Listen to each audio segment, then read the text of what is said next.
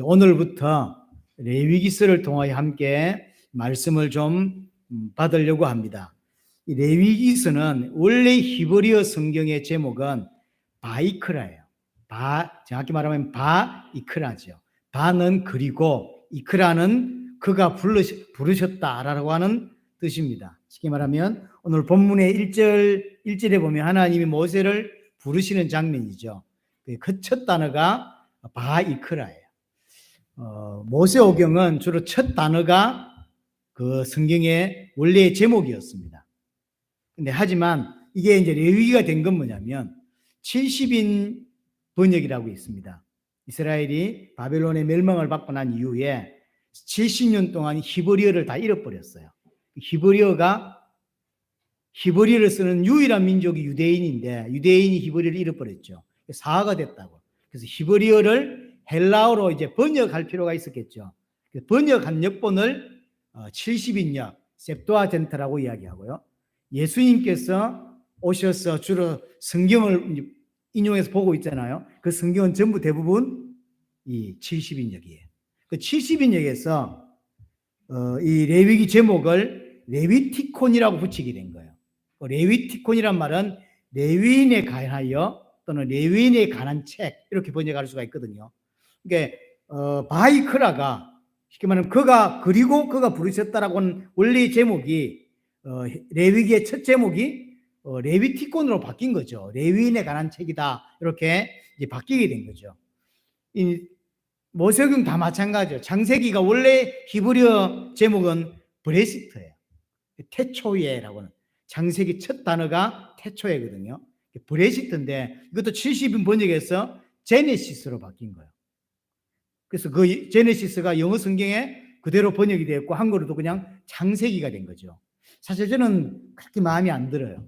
왜냐하면 창조에 관한 이야기 1장, 2장밖에 없는데 창세기라고 하는 제목이 그렇게 썩 마음에 들지는 않습니다. 출애굽기도 마찬가지죠. 출애굽기도 세모트라고 하는 단어가 이게 출애굽기의 첫 단어입니다. 세모트, 이름들이라는 뜻이에요.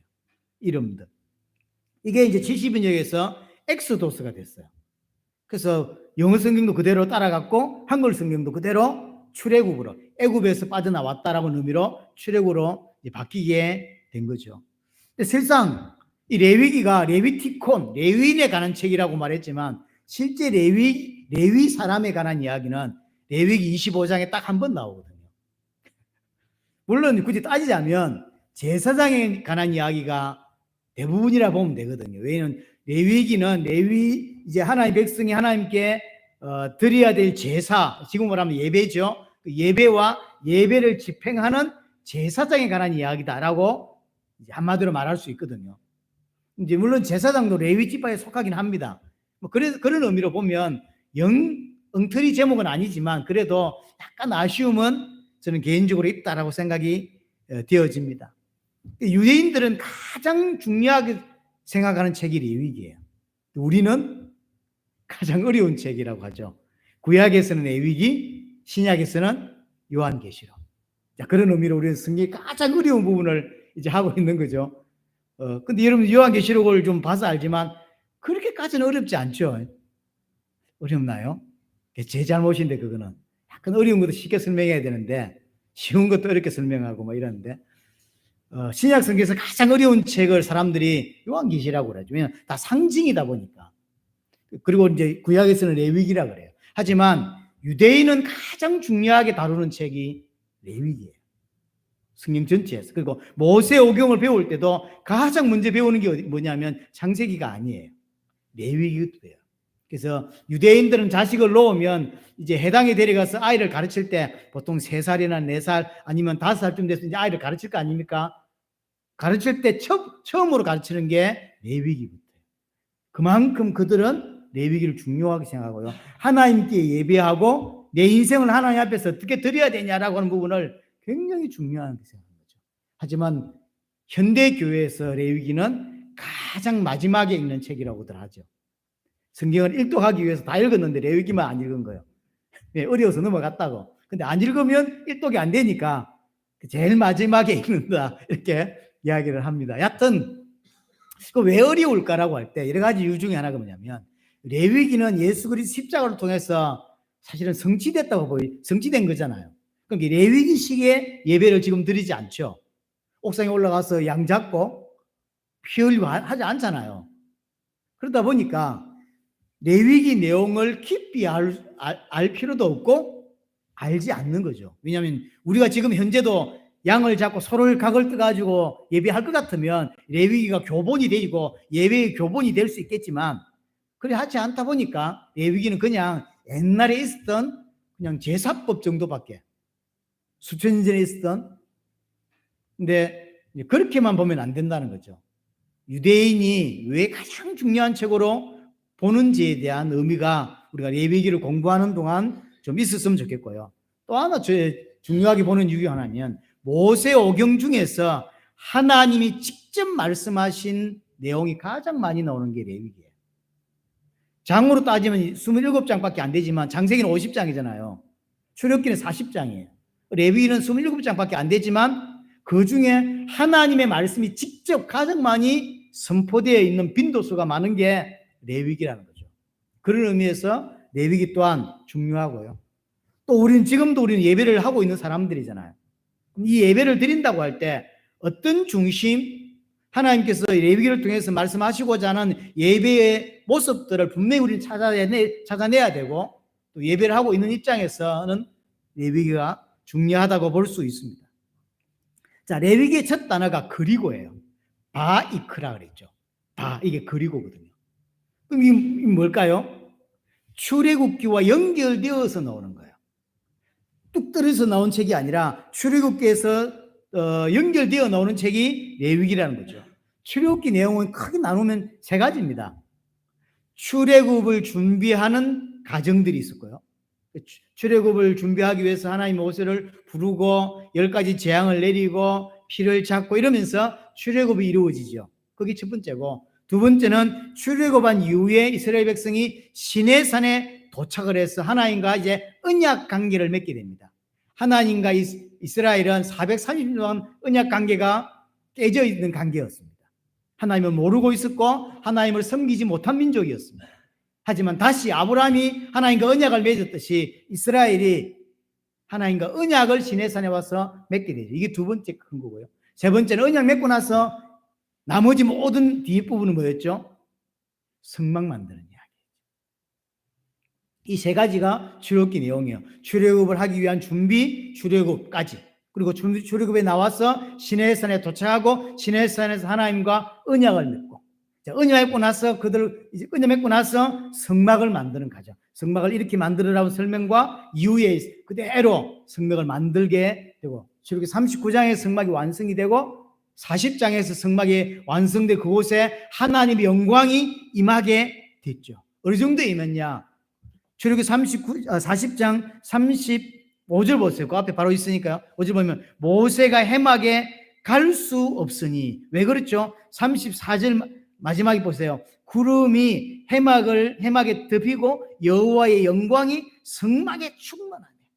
여호와의 영광이 만들어진 그 해막에 충만하게 임하니까 모세도 해막에 들어갈 수 없게 되는 거죠. 성막에 하나님이 모세를 오늘 부르는 거예요. 너무나 가득 차 있기 때문에 모세가 들어가지 못했어요. 하지만 오늘 1절에 보면 여호와께서 해막에서 모세를 부르시고 이제 드디어 모세가 해막 안으로 들어가는 장면입니다. 그럼 이제 레위기 나머지 모든 이야기는 뭐냐면 그 완성된 성막에서 어떻게 예배해야 되고 그 예배를 어떻게 진행하는지에 대한 제사장에 관한 이야기. 그러니까 성막 안에서 진행될 하나님의 일들, 굳이 나누자면 제사의식과 그 제사의식을 진행하게 되는 제사장 이야기가 전체 레위기 주를 이룬다고 볼 수 있습니다. 그래서 레위기는 시내산에 도착을 해서 시내산 떠날 때까지 그 사이에 주신 메시지거든요. 그래서 정확하게 이 기간이 얼마인지 정확히 알 수 없지만 어떤 학자들에 의하면 한 달 정도밖에 차이가 안 난다 이렇게 말하기도 한데, 출애굽기 19장에 시내산에 도착을 하고요. 그리고 성막을 만들잖아요. 그리고 이제 민수기 10장에 보면 드디어 이제 가나안을 향하여 출발하게 됩니다. 그 사이에 그 사이가 거의 한 1년 가까이 돼요. 그 사이에 어느 날 하나님께서 모세를 통해 허락해 주신 메시지가 레위기라고 하는 이야기죠. 이스라엘 백성이 강약길 걸어가는 동안에 하나님의 백성으로 만들어지는 과정이 필요한 거죠. 그것을 주신 내용이 레위기입니다. 그래서 레위기는 주제가 딱 하나예요. 결국 따지자면 그게 거룩입니다. 하나님께서 하나님의 백성을 거룩하게 만드는 과정, 그게 레위기라고 볼 수 있습니다. 한마디로 말하면 하나님께서 하나님 백성을 하나님 백성답게 만들어가는 거죠. 그게 레위기입니다. 그 모습이 뭐냐? 하나님 백성다운 모습이 뭐냐? 그게 거룩이에요. 그래서 내가 거룩하니 너희도 거룩해라. 신약에서도 하나님의 뜻은 이것이니 너희의 거룩함이니라. 그러니까 하나님 뜻이 거룩이래요. 하나님 백성을 향한. 그래서 거룩은 하나님 백성의 중요한 주제입니다. 구원받은 하나님의 백성은 계속 이 거룩을 향하여 나아가야 되는 것이고요. 거룩이란 단어가 레위기에서만 150번이 더 나오죠. 제가 알기로 153번인가 그렇게 나오는 걸로 알고 있습니다. 그럼 이 거룩해졌다고 하는 게 뭐냐고, 어떤 거냐고요? 옷을 깨끗하게 입는 겁니까? 거룩해졌다고 하는 건 다른 모습이 아니라 나를 부인하고 하나님을 사랑하고 이웃을 사랑하는 모습으로 등장해요. 이게 거룩의 모습이에요. 조금 더 정확하게 말하면 하나님을 사랑하고 이웃을 사랑하는 모습이 거룩한 자의 모습이에요. 그래서 내가 부인되지 않으면 절대로, 내가 부인되어야, 내가 주인공이고 내가 나를 위해 사는 이 인생이 끝이 나져야 하나님을 사랑할 수 있고 이웃을 사랑할 수 있어요. 왜 하나님을 더 이상 사랑할 수가 없고 이웃을 사랑하지 못하냐면 내가 내 인생의 주인이기 때문에 그런 거예요. 그래서 그걸 해결해야 돼. 나를 부인하는 삶이 나와야 그때서 하나님을 사랑하고 이웃을 사랑하는 자가 되는 거예요. 이게 거룩의 모습이에요. 그래서 지난주에도 말씀드렸지만 유대인들이, 특별히 바리새인들이 예수님께 찾아와서 율법의 핵심이 뭡니까? 율법이 결국 말하고자 하는 게 뭡니까? 라고 했더니 율법은 딱 두 가지라는 거예요. 하나는 하나님을 사랑하고 이웃을 네 몸같이 사랑하는 거. 그게 그거라고 이야기하죠. 그래서 우리의 거룩의 모습은 하나님을 정말로 목숨 걸어 사랑하고 이웃을 사랑하는 것. 그게 거룩의 모습으로 나타나게 되는 것이죠. 이것은 나를 부인하지 않으면 절대로 나올 수 없는 모습이에요. 자, 그러면 지금 레위기에서 말하는 제사 의식들, 5대 제사도 있고, 그런 제물은 이렇게 해야 되고 저렇게 해야 되고 이런 설명이 나오는데, 이런 제사 의식을 잘 지키면 그렇게 지는가? 그렇지 않다는 거예요. 제사 의식은 우리를 거룩하게 만드는 게 뭔지를 설명하기 위한 것이지, 제사를 지냈다고, 양을 잡았다고 내가 거룩해지는 게 사실 아니에요. 행위가 중요한 게 아니라는 거죠. 제사의 행위가 나를 거룩하게 만드는 게 아니라는 거예요. 제사 의식 속에 담겨 있는 상징이 중요하다는 거죠. 번제를 드리는데 이 번제가 무엇을 의미하냐? 번제가 주는 메시지가 있다는 거죠. 그 메시지를 내가 받아들이고 그 메시지를 내 것으로 믿는 그게 필요한 것이지 양을 드리는 게 필요한 게 아니라는 거죠. 그래서 상징적인 의미가 사실은 굉장히 중요합니다.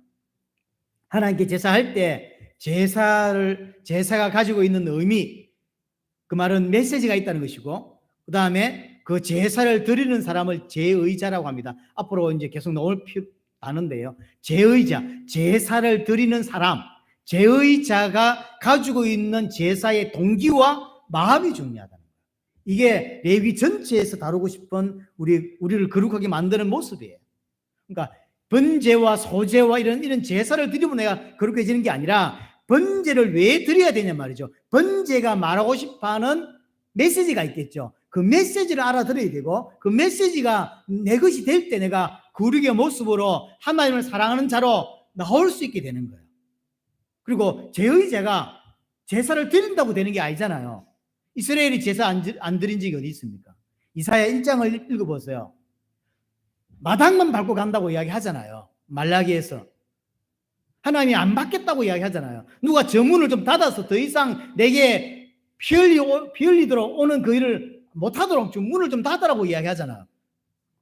제사 드리는 것으로 그렇게 되는 게 아니라는 거죠. 하나님 원하는 건 제사 드리는 모습이 아니라 제사가 뭘 의미하고 제사 드리는 자가 어떤 중심, 어떤 마음, 그게 중요하다는 거죠. 이 제사가 뭐며 나는 왜 이 제사를 드려야 되고 결국 나는 어떤 자세여야 되느냐, 이게 동기가 중요한 것이지 제사를 드리는 행위, 그게 중요한 게 아니라는 거죠. 왜냐?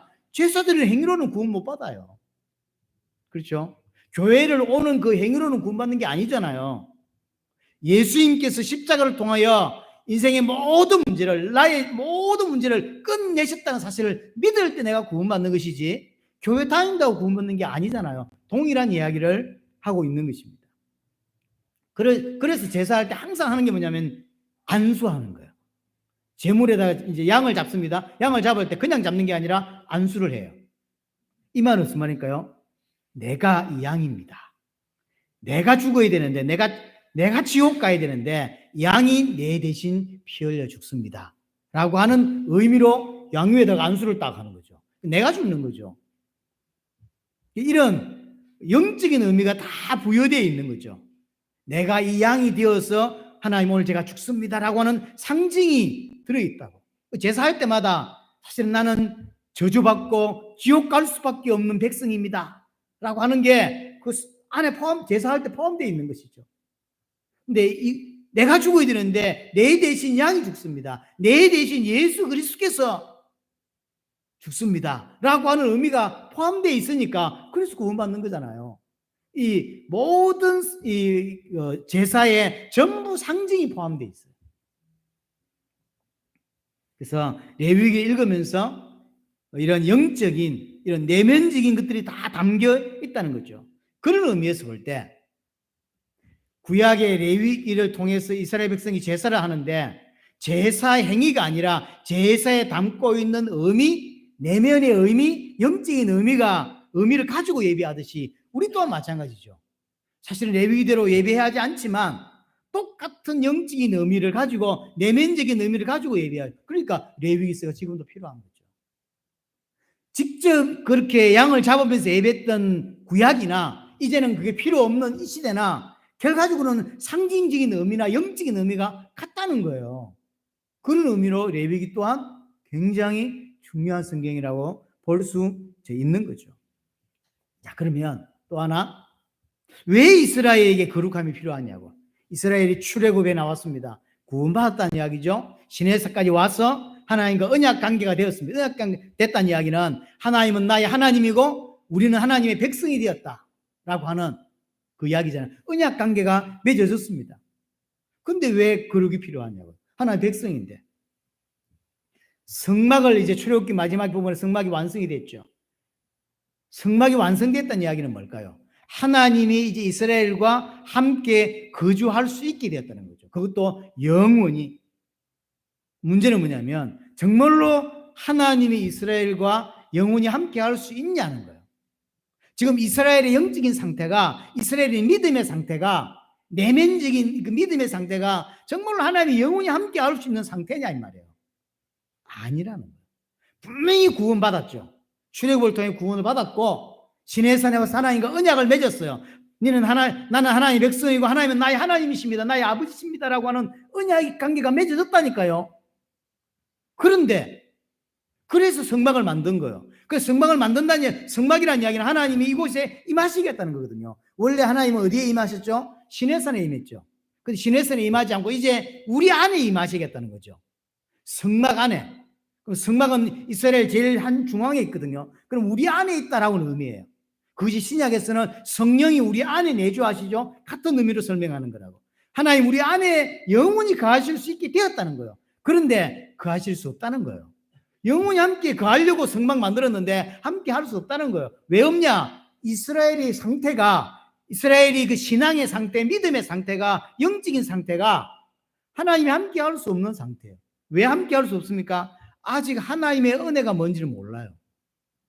하나님 누군지도 잘 모르고 모세 없는 동안 우상 만들어가지고 그걸 하나님이라고 믿는 정도의 수준이라고. 그러니까 실제로 법적으로는 구원받은 게 확실해. 하지만 믿음은 구원 안 받은 거하고 똑같은 상태예요. 구원 받았는데 구원 안 받은 삶을 사는 거예요. 그래서 하나님 함께 할 수 없는 상태라니까요. 그래서 구원이 뭔지도 몰라, 구원의 의미도 몰라. 구원 받았지만 아직 구원 안 받은 것 같은 상태. 출애굽했지만 분명히 육신은 출애굽했어요. 시내산에서 하나님과 언약도 맺었어요. 하지만 여전히 하나님과 무관한 상태를 가지고 있다. 아직도 애굽의 가치관을 가지고 있고, 아직도 애굽의 기준대로 세상을 쳐다보고, 육신의 기준이 본인의 기준이에요. 여전히 아직도 자기가 주인이고, 여전히 하나님 누군지 모르고, 여전히 애굽에 살았을 때 갖고 있던 생각과 마인드와 가치관을 이렇게 가지고 있죠. 그래서 옛사람이, 그걸 옛사람이라고 그러잖아요. 그 옛사람의 모습, 옛사상, 옛습관 그대로 가지고 있다. 분명히 예수 그리스도를 믿음으로 구원받았지만 그 삶은 아직 구원받은 자의 삶이 아니란 말이에요. 이 땅에 많은 기독교인이 딱 이 상태에 있죠. 아직도 옛사람의 모습에 애굽의 기준을 가지고 세상 기준, 몸은 분명히 교회에 와 있어요. 하지만 갖고 있는 생각과 가치관과 목표가 전부 세상 기준이라. 어제까지 내가 술 먹고 있던 그 사람 기준이나 내 기준이나 똑같다고. 나는 오늘 구원받았지만, 하나님의 은혜로 구원받았지만 아직 갖고 있는 생각은 어제 술 먹고 있던 그 친구하고 내하고 사실 똑같은 거예요. 그래서 육신은 이제 술집을 가지 않고 나는 교회로 왔고 이 친구는 술집으로 갔어. 하지만 이곳이 와서 예배하고 있지만 술 먹고 있는 저 친구나 나나 갖고 있는 가치관이 같대요. 삶의 목표가 같대요. 살아가는 이유가 같다니까요. 어떻게 하든지 좀 더 성공하고 싶고, 어떻게 하든지 좀 더 부자가 되고 싶고, 어떻게 하든지 남들보다 잘나 보이고, 어떻게 하든지 남들에게 대우받고 싶은, 똑같다니까 교회 와서 앉아있는 모습이. 그거는 하나님 함께 할 수 없는 모습이란 말이에요. 그래서 가정이 필요한 거예요. 그래서 옛 사상, 옛 가치관, 내가 술 먹고 살던 그 시대의 그 생각을 다 뽑아내야 되는 거예요. 뽑아내려고 주신 게 레위기입니다. 그래서 분명히 육신은 애굽에서 나왔지만 여전히 생각과 그 마인드는 아직 애굽에 앉아 있는 거예요.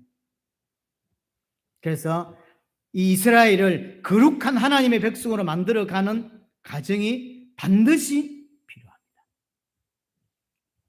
그래서 거룩한 하나님의 백성으로 만들기 위해 주신 게 뭐라 그랬죠? 교회 공동체라고 했어요. 이스라엘이 강야 공동체, 강야 교회를 이루었죠. 우리는 이 시대에 하나빅 공동체, 하나빅 교회라고 하는 공동체를 이루었습니다. 그럼 이스라엘이 강야를 40년 갔죠? 우리 또한 이 땅에서 그 강야를 40년 가는 거예요. 그렇죠? 가야 돼요. 그리고 거룩하게 만드는 내용이 레위기고, 우리 또한 교회라고 하는 이 공동체를 통해서 하나님의 말씀을 듣고 또 여러 가지 세상에 계속 살아가면서 배우고 하나님을 체험하고 구원이 뭔지를 알아가고 믿음이 뭔지를 알아가고 예수를 믿는다는 게 뭔지를 계속 배워가고 알아가고 내 믿음으로 만들어내는 거죠. 그래서 거룩의 모습으로 하나님을 사랑하고 이웃을 사랑할 수밖에 없는 나를 부인하는 자가 되는 그 과정이 반드시 필요한 것입니다. 똑같습니다. 이스라엘이나 우리의 모습이 똑같습니다. 구원받은 이스라엘을 강야로 인도하셨듯이 우리 또한 강야로 인도하시고, 그래서 온전히 거룩함에 이를 수 있도록 우리를 양육해 가시죠. 바울은 그래서 빌립보서 2장 12절에 두렵고 떨림으로 너희의 구원을 이루라고 이야기하는 거예요. 구원이 얼마나 큰지 지금 사람들이 몰라요. 그러니까 바울이 두렵고 떨림으로 구원을 이루라는 거죠. 두렵고 떨림으로 이룰 수밖에 없는 게 구원이에요. 근데 이스라엘은, 아니 정확히 말하면 빌립보서의 이 주인공들은 자기가 받은 구원의 그 가치, 구원의 의미가 잘 몰라. 그래서 바울이 두렵고 떨림으로 너희의 구원을 이루라. 구원받았단 말이에요. 그래서 구원을 이제 이루어 가야 돼요. 성장 과정, 양육 과정, 훈련 과정이 필요하다고. 그 끝이 거룩입니다. 그래서 구원받은 모든 성도는 구원을 완성시켜가는 과정이 반드시 있어야만 합니다. 그래서 학자들은 이렇게 표현합니다. 가정이 없는 구원은 없다. 그래서 만약에 지난주도 말씀드렸죠. 이런 구원을 이루어가는 과정, 이 땅에서 성장해 가는 과정이 없는 사람은 어떻게 됩니까? 처음부터 구원받은 자가 아니라고 말하는 거예요. 교회 안으로 들어와서 하나님의 구원의 역사를 계속 배우고 그래서 나의 믿음으로 만들어가지 않는 사람은 구원받은 자가 처음부터 아니라는 거죠. 아니기 때문에 가정이 없는 거예요.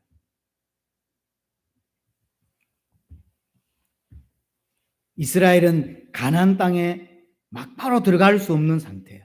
우리 또한 새하늘과 새 땅에 바로 들어갈 수 없는 상태입니다. 그래서 레위기를 통해서 이스라엘을 하나님께서 거룩하게 만들어가고 우리는 교회를 통하여 또 성경을 통해서 하나님 백성답게 하나님이 기뻐하시는 모습대로 만들어가는 것이 필요한 것이고요. 준비시키고 있는 것입니다. 자, 그럼 어떻게 거룩해지냐? 레위기에서는 가르쳐주는 여러 가지 제사나 이런 제물을 통하여 설명을 하거든요. 그러면 제사하는 그런 의식들, 그런 행위로 거룩해지냐? 아니라고 말씀드렸잖아요. 그래서 이 레위기에서 말하고 있는 제사의 모습을 통해 말해주는 그 의미들, 상징이 중요하다고 했어요. 메시지가 있다고 그랬습니다. 제사의 의미와 제사를 드리는 제자의 마음의 동기, 그게 중요하다고 이야기를 했습니다. 그래서 결국 레위기에서도 본질적으로 건드리고 있고 가르치고 있는 건 뭐냐면 너희의 행위가 아니라 마음의 문제를 건드리는 거예요. 결국은 제사를 했다고 하는 이 행위, 나는 오늘 교회 가서 예배했어 라고 하는 이 행위가 하나님이 받는 게 아니라는 거예요. 중심이 중요해요. 예배가 뭐냐라고는 의미를 아는 게 중요하고 예배를 알고 와야죠. 의미가 중요하고 예배하는 자의 마음 자세가 중요한 거예요. 그 동기가 중요한 거죠. 예배 왜 하냔 말이에요. 그리고 예배를 어떻게 하냔 말이에요. 그게 중요하다는 거죠. 결국 이 마음의 문제라고 하는 건 창세기 3장에서부터 나온 거거든요. 창세기 3장의 죄는 결국 한마디로 말하면 불신앙입니다. 하나님을 믿지 못한 거죠. 그 불신앙이 뭐죠? 그게 마음의 문제예요. 행위의 문제가 아니잖아요. 내가 그걸 따먹었다는 행위가 중요한 게 아니라 하나님께서 말씀하신 것을 따먹은 거죠. 그렇죠? 그러니까 마음의 문제예요. 이게. 하나님을 신뢰하지 못한 거죠. 하나님께서 이렇게 말씀을 주셨는데 그 말씀을 끝까지 신뢰하지 못하고 신뢰하지 못했기 때문에 나온 게 행동으로 나온 거란 말이에요. 레위기의 가치는 가르치고 있는 것도 마찬가지입니다. 제사를 통해서 내가 지금 어떤 상태에 있는지를 정확하게 설명해 줘요. 피제사를 계속 드리면서 내가 저렇게 죽을 수밖에 없는 죄인이라는 사실을 계속 말해주는 거예요. 그래서 성경의 가장 중요한 요소, 율법의 가장 중요한 요소가 뭐냐면 나를 폭로시켜 주는 거예요. 아, 내가 이런 자였구나. 내가 죽을 수밖에 없는 자구나. 내가 지옥 갈 수밖에 없는 자였구나. 나는 마땅히 저 양이 죽듯이 내가 사실은 죽어야 되는구나. 이게 복음을 깨닫는 첫 시작이에요. 근데 내가 죽어야 되는데 내 대신 예수 그리스도가 죽으셨죠. 그게 하나님의 사랑이고 하나님의 은혜란 말이에요. 그래서 복음을 깨닫는 것은 죄가 폭로되고 하나님의 사랑과 그리스도의 은혜가 깨달아지는 거거든요. 그게 마음의 상태예요.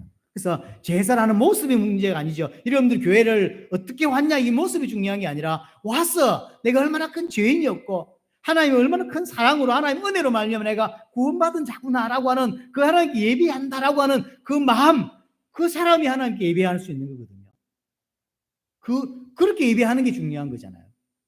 그래서 레위기는 가르치는 게 그거예요. 그래서 강야 교회를 통해서 이스라엘에게 지속적으로 하나님을 가르치고 구원이 뭔지를 가르쳐요. 하나님 어떻게 섬겨야 돼?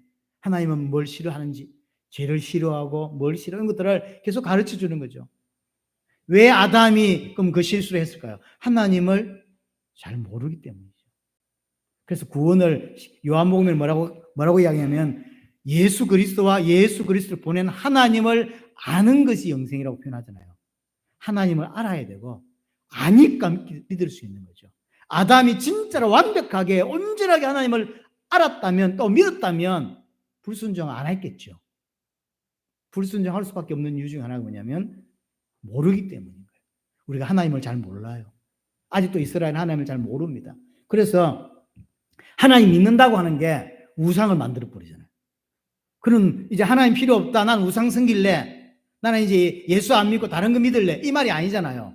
하나님을 믿으려고 한 게 우상을 섬긴 거였거든요. 성경 잘 보면. 그러니까 자기 식대로 하나님을 믿는 거죠. 그럼 여러분 식대로 예수 믿는 게 믿는 거냐는 거예요. 아니라는 거예요. 성경이 가르쳐 주는 대로 믿으라고 이야기하는데 우리는 그게 싫은 거예요. 내가 믿고 싶은 대로 믿겠다는 거죠. 그거 믿는 게 아니라고 이야기하는 거예요. 그래서 성경은 자꾸 그 이야기를 하는 거죠. 네 믿고 싶은 대로 믿는 건 믿는 게 아니다. 성경에서 가르쳐 주는 대로 믿어야 된다. 라고 하는 이야기죠. 네가 생각하는 그 하나님이 아니다. 성경에서 말해주는 그 여호와가 하나님이지 네가 머릿속에 갖고 있는 그 하나님은 하나님이 아니다. 라고 이야기하는 거예요. 어제도 운동한다고 저희 공원에 나갔더니 여호와 정인들이 그 아침에 토요일 아침에 일찍 10몇 명 나와서 다 줄 서 있어요. 책자 갖다 놓고 참 부지런하지. 오늘 같은 날 좀 더 자지. 이런 생각이 들잖아요. 뛰면서 지금 말아놨다 써놓고 뛰면서 참 부지런치. 그러면서 마음에 참 자기들은 여호와 믿잖아요, 저 사람들. 그럼 여호와입니까? 여호와로 부른다고 여호와냐고요. 성경 구절까지 막 끼어가서 설명하면서 여호와로 하는데 아니에요. 내가 만든 여호와인 거죠. 그건 우상입니다. 성경에서 가르쳐 주는 여호와가 하나님이지. 그렇잖아요. 그래서 레위기도 마찬가지예요. 레위기에서 가르쳐주는 게 딴 이야기가 아니라 하나님이 누구며 그 하나님을 믿는다는 건 뭐며 하나님을 어떻게 섬겨야 되고 하나님을 어떻게 예배해야 되냐라는 걸 가르쳐주고 있는 거죠. 그러니까 내 식대로 믿지 말라는 거예요. 하나님의 식대로 믿으라는 거지. 시험 치는 아이가 자기 식대로 내가 아무리 생각해도 난 4번이라 선생님이 시험 문제 낼 때 1번인데 정답이 그럼 우기면 됩니까? 4번이 답인데 지는 1번이래. 지 생각이고. 그래서 강약 교회를 통해 지속적으로 하나님을 가르치고 믿음을 가르치고 구원을 가르치는 거예요. 그런 여러 가지 과정을 통해서 내가 진짜로 마음에 우러나와서 하나님을 사랑하고 이웃을 사랑하는 자가 되어가는 거죠. 은혜를 받으니까. 그래서 그러니까 진짜로 누가 시키는 게 아니라 마음에 우러나와서 하나님을 사랑하고 그러니까 순종할 수 있는 자가 되어가는 것이죠. 반드시 구원은 내적인 변화가 동반된다는 사실을 기억하셔야 돼요. 행위가 아닙니다. 교회 따라 나와줬기 때문에 이 사람이 구원받았다가 아니라 이 사람이 처음에는 누구 때문에 강권적으로 끌려 나왔다 할지라도 계속 교회를 다니면서 은혜를 받은 거죠. 하나님을 알게 되고 믿음이 생기고 그래서 마음에 우러나와서 이제는 가자고 안 하는데도 내 스스로 하나님을 찾아가고 내 스스로 하나님을 섬기는 자가 되는 거죠. 그게 진짜 신자인 거죠. 그런 사람은 반드시 우리 삶에서 그 내적인 변화들이 수반이 됩니다. 진짜 하나님과 언약 관계에 들어간 사람은 거룩함에 이르게 되는 거예요. 반드시 그 과정이 또한 있다는 거죠.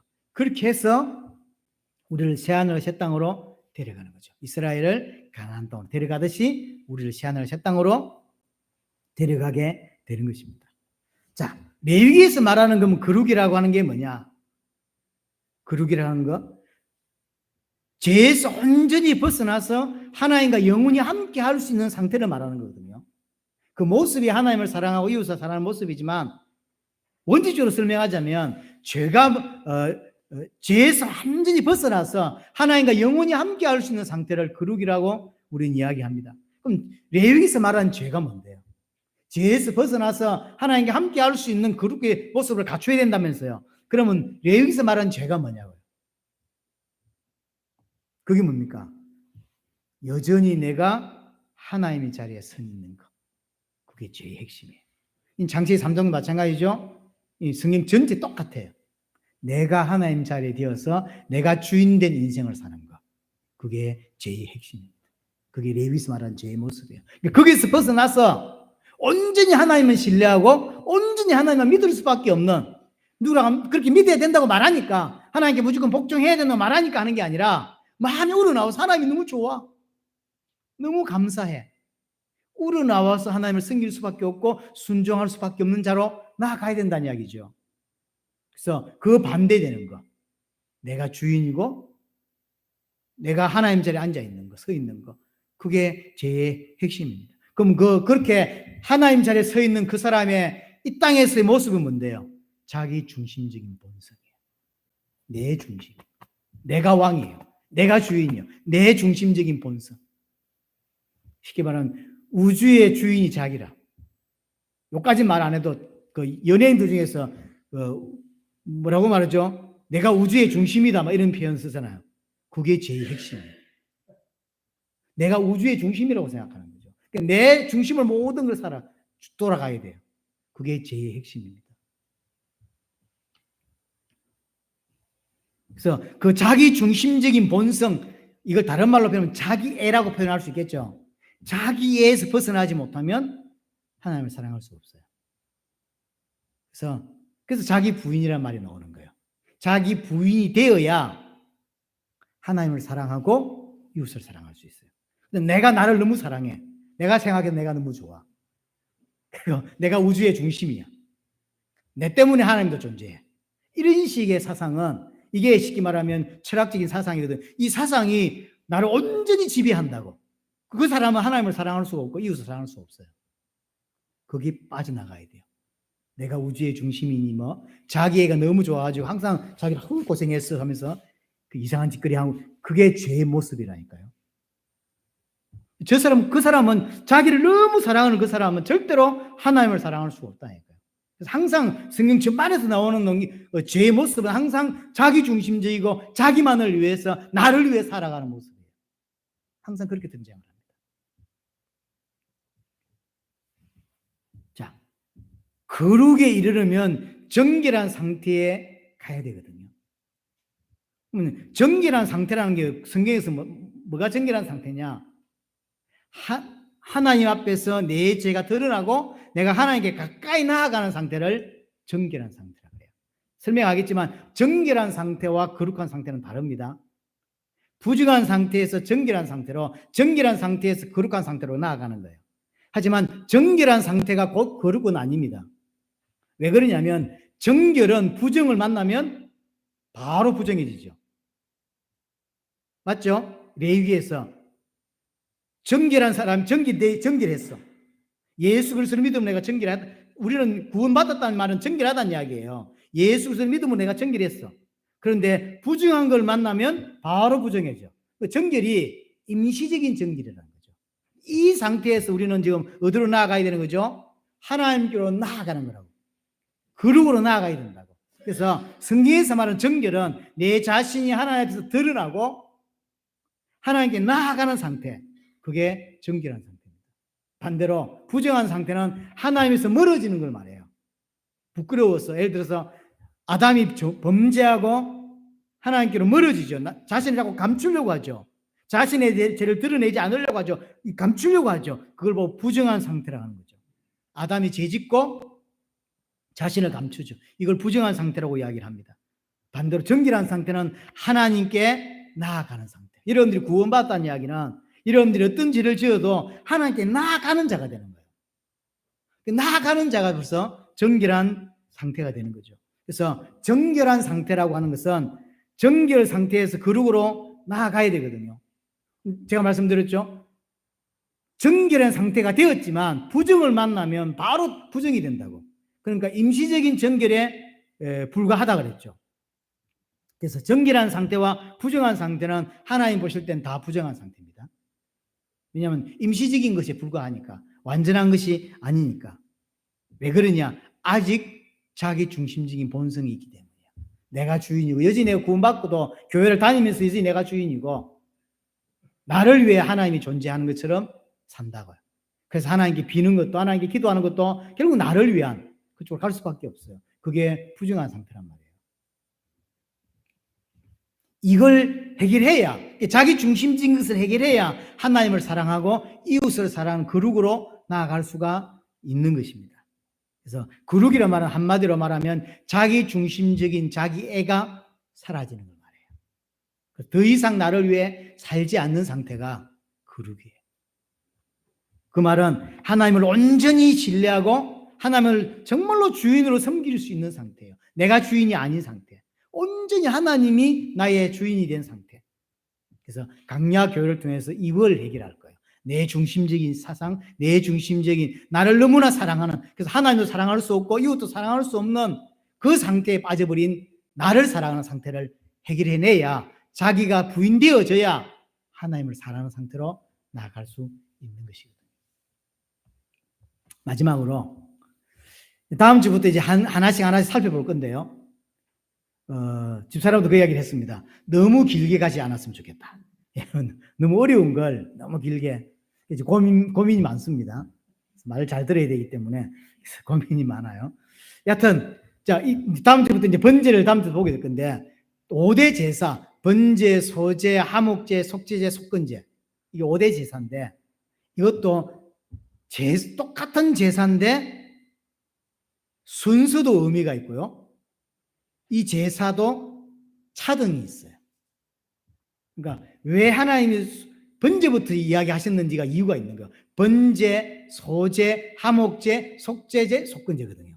이 중에서 가장 하나님이 기쁘시게 받은 건 번제예요. 안 기쁘게 받는 건 아니지만 기쁘게 받지만 덜 기쁜 거, 말이 이상하지만 덜 기쁜 게 속건제라고. 이게 순서가 있고 이게 차등이 있어요. 왜 그러냐? 왜 차이가 있냐? 번제는 사실 가장 흔한 제사입니다. 가장 흔한 제사예요. 하제, 이게 태워서, 번제는 이렇게 태워서 싹 이렇게 하는 게 번제로 드리는 하제거든요. 그러니까 어떤 제물들은 제사장이 먹거나 누가 먹죠. 번제는 그렇지 하지 않습니다. 쏠랑 전체를 다 태워서 하나님께 드려요. 번제가 누구죠? 나를 드린다 그랬잖아. 나를 완전히 불태워 제사하는 거. 그게 번제라고. 그래서 내가 제물이 되어서 완전히 불살라 없어지는 걸 말하는 거예요. 이게 번제가 속건제보다 월등히 더 하나님 기뻐하시는 제사예요. 하나님 여러분들 만드시고자 모습이 번제 같은 모습이에요. 완전히 하나님 앞에서 불살라 없어지는, 내 주장, 내 고집, 내 의, 유대인처럼 바리새인처럼 내 의를 막 주장하잖아요. 그런 게 전혀 없는, 온전히 경상도 말로 쏠랑 불태워져서 없어지는 거. 그게 번제거든요. 그래서 하나님 가장 기쁘시게 받는 제사가 사실은 번제입니다. 우리를 그렇게 만들어 가려고 하는 것입니다. 로마서 12장 1절 2절에 보시면 너희 몸을 하나님이 기뻐하시는 산 제물로 드리라라고 이야기하잖아요. 그렇죠? 그 하나님이 기뻐하시는 산 제물을 드린단 말은 무엇입니까? 나 중심적인 본성을 완전히 불살라 뿌리는 제사. 나를 완전히 불태워 뿌리는, 내가 조금도 남아있지 않는 제사. 그게 너희가 드릴 합당한 예배다라고 이야기를 하는 거죠. 그래서 나 중심적으로 살았던 나를 완전히 번제로 불살라 버리는 것, 그걸 보고 거룩이라고 해요. 하나님 나를 만들고자 하는 모습이 이 모습입니다. 완전히 하나님 앞에서 불살라는 것. 그 나는 살아있고 번제만 드리는 것은 하나님과 아무 상관이 없어요. 매주 나와서 번제 드리고 나는 빨빨 살아있고 자기 부인하지 못하고 자기를 너무나 사랑해. 그 사람은 예배 하나만 하는 거죠. 하나님은 자신을 완전히 불살라 하나님께 드려지는 그 예배를 받으신다는 것이죠. 그래서 레위기를 통해서 내가 완전히 불살라 없어지는 하나님의 거룩한 백성이 되는 것, 그걸 거룩이라고 표현하고요. 새하늘 새 땅에 정말로 들어갈 수밖에 없는 자로 만들어지는 이름 되시기를 바랍니다.